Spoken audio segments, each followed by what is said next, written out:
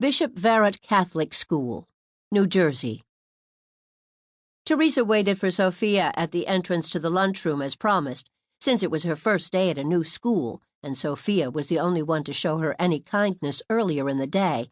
She figured it was worth waiting. Yeasty bread scented the air, reminding her of the lone piece of toast she'd had for breakfast. Her stomach grumbled, and she looked around to make sure no one heard. She would just die.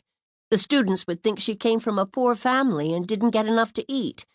But really, she thought to herself, why did she even care? "Hey, Red, I was hoping to find you here," Sophia called out in a voice so loud that the entire cafeteria went silent for a split second. "Yeah, I waited," was all she could come up with. "Then let's go see what crap the nuns cooked up today. For the record, the food ain't all that bad here. Beats the hell out of the shit they serve in the public schools, or at least that's what I heard." Teresa wanted to ask her where and from whom she'd heard this, but decided it didn't matter. What mattered was they were about to be fed. "You got a lunch ticket, I presume?" Sophie asked as they entered the cafeteria. Sure. My mom prepaid for the entire year." God, she sounded stupid. She was sure it was not cool to pay for a year's lunch in advance. "That's good. Bring your lunch when you don't like what's on the menu. Then you can sell your lunch ticket to the highest bidder for cigarette money." Sophie stopped and looked over her shoulder. In a none-too-quiet voice, she asked, "You do smoke, right?" Feeling her face turn as red as the Jell-O being served, she gave a quick nod and prayed Sophia would forget this one-sided conversation. They each took a pale green plastic tray from a large stack at the beginning of the lunch line. Forks, knives, and spoons were in metal bins next to the napkins.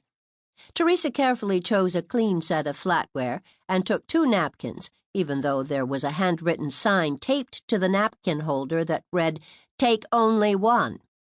She was messy and didn't care. Tomorrow she would grab a few napkins from the house before she left.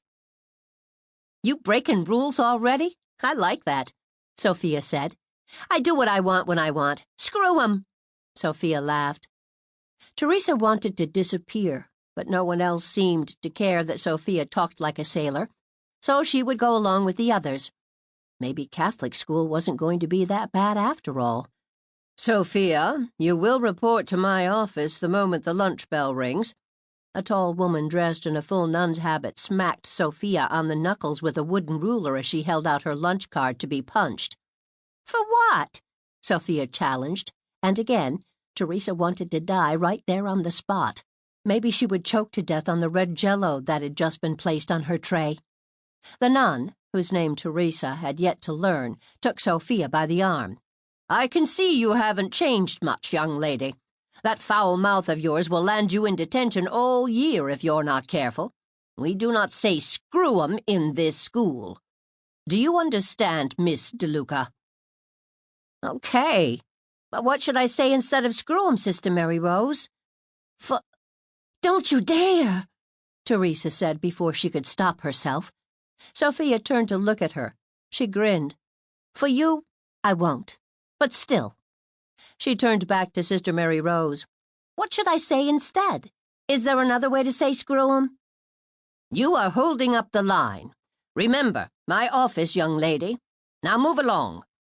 The nun gritted her teeth before taking her hole punch in hand and reaching for Teresa's lunch ticket.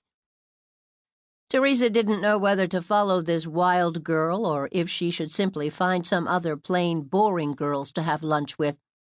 She scanned the cafeteria and decided Sophia was her best bet. They sat at the end of a long table in the back of the cafeteria. The orange plastic chairs looked new and out of place in the otherwise old lunchroom. Brick walls, which undoubtedly held secrets of sinners past, took up an entire side of the room, while across from it was another entire wall of windows with a view of the side of the church. Teresa wasn't sure if this was a good sign or not, but wouldn't worry about it just now. Sophia motioned for her to eat, and her stomach gave up a low growl as she picked up her fork. "Eat," Sophia told her. "You sound hungry." She laughed. "Yeah, I didn't have